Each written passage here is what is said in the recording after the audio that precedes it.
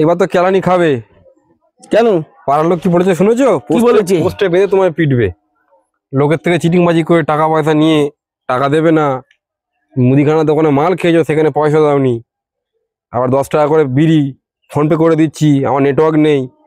কদিন চলবে এরকম করে? পাড়া ছেলেরা কি বলেছে জানো তো?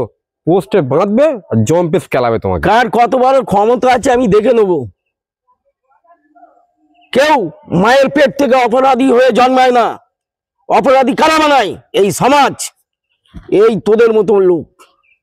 কেন, কি হয়েছে?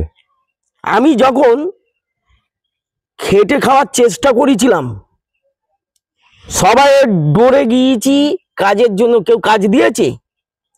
ব্যাংকে গেলাম বিজনেস করব, লোন দিয়েছে, কিন্তু ভারতবর্ষে বড় বড় মাতারা কোটি কোটি টাকা লোন নিয়ে ব্যবসা করে বিদেশে পালিয়ে যাচ্ছে, তাদের ধরতে পারে না।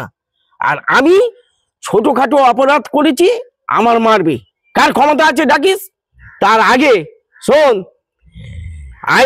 আইনের ফাঁক দিয়ে বার হয়ে যাওয়ার ক্ষমতা আছে।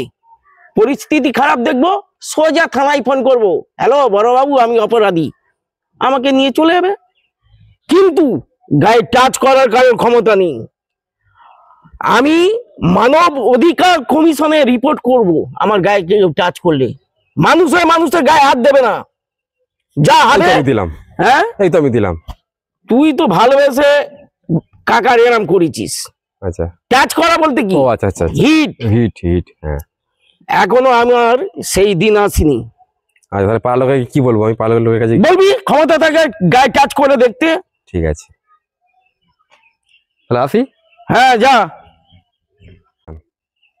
মনের জোরে বড় বড় ডায়লগ তো দিয়ে দিলাম, আর ও গিয়ে বললে রাত্রির মধ্যে যদি আমাকে মারতে আসে, তার আগে আমি পাড়া কেন ওয়েস্ট বেঙ্গল ছেড়ে পালাই।